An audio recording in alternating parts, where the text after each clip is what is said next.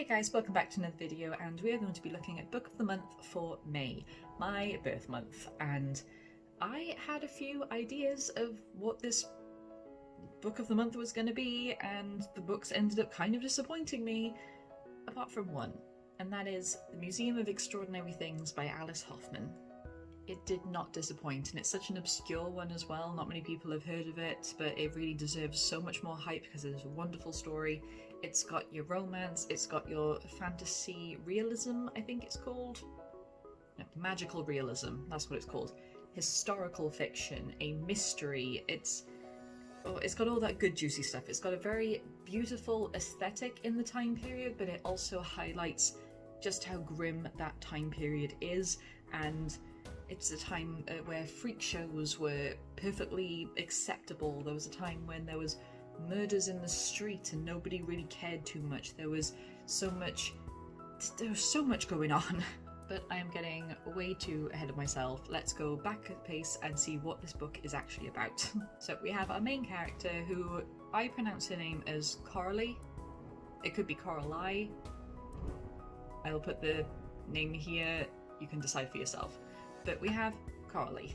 She works for her father's freak show. He is a very sinister, abusive figure who does not give a damn about anybody in his show, especially not her, considering it's his daughter, and she works as a mermaid impersonator. So there's elements of fantasy in this world, but she kind of is in a situation where she is forced to exploit it. She does have something about her, but for the most part it is all a show. It's a fake tale. It's all show business, baby, or all illusion. So she works in this very hostile environment where she is forced to be put on show every single night and be pointed at and leered at, and everything is just... It's very grim, it is very sick and disgusting, not just for her situation but other people who work there. And she just kind of... there's just no escape for her, really. She's just in this life.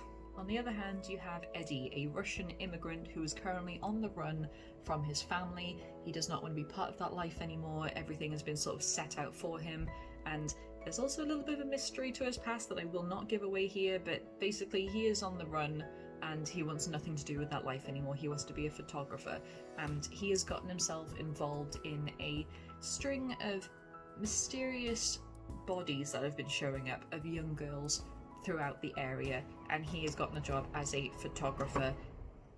God, the wind is so strong today. He has a fascination with the devastation that's happening. He needs to know what's going on, and these two very different characters happen to meet and just have a connection with one another. There is something there. They don't really know how to explain it, but there is something that is drawing the two of these together, and their interactions are so sweet, but they fully acknowledge the grim situation they find themselves in with two very different circumstances. They don't shy away from it, but they manage to find a little bit of wholesome in there, which I can appreciate.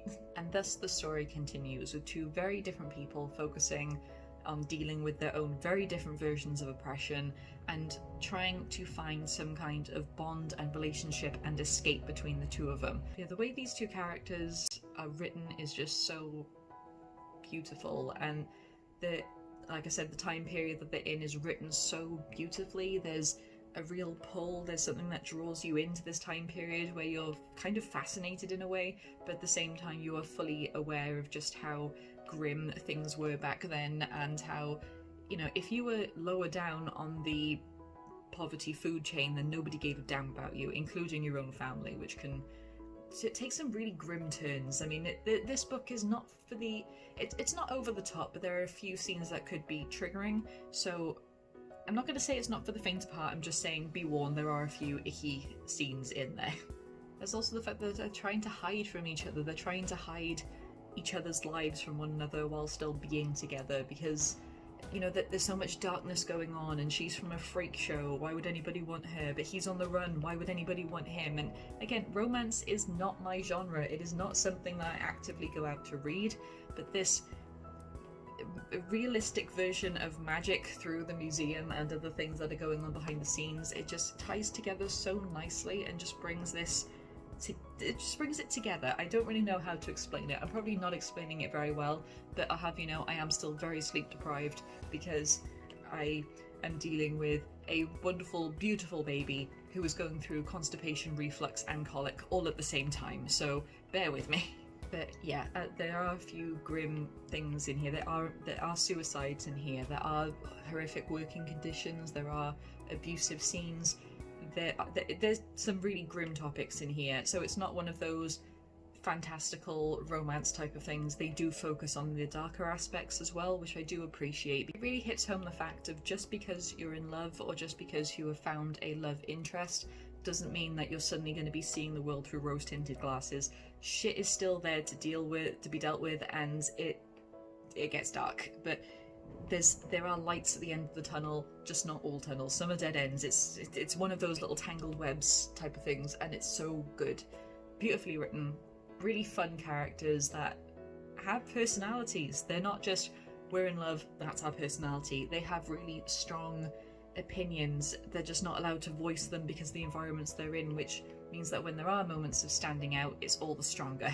So I highly recommend this book. There are just a few little trigger things in there that you might want to look at beforehand before giving it a go. Like I said, it is not going to be for everybody, but I really enjoyed this book, and that is why it is my book of the month. And this video probably made no sense whatsoever, but I'm going to be trying to get more sleep if the child lets me. Hopefully by next book of the month I will be able to have some type of coherency to my words. But yes, The Museum of Extraordinary Things by Alice Hoffman. I don't have a physical copy, I read it on my Kindle. I'm sorry, that seems to be a theme lately, but you know, doing night shift with the baby, it's dark. You can't pull out a book, so on my screen is the way to go, unfortunately. But it's still reading a book, and they are still wonderful little devices, which come in handy, as I found out. So yes. God, the tangents are real in this video.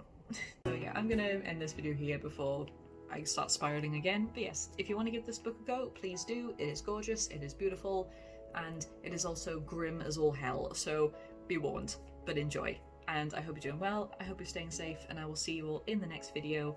Goodbye, my scribblers.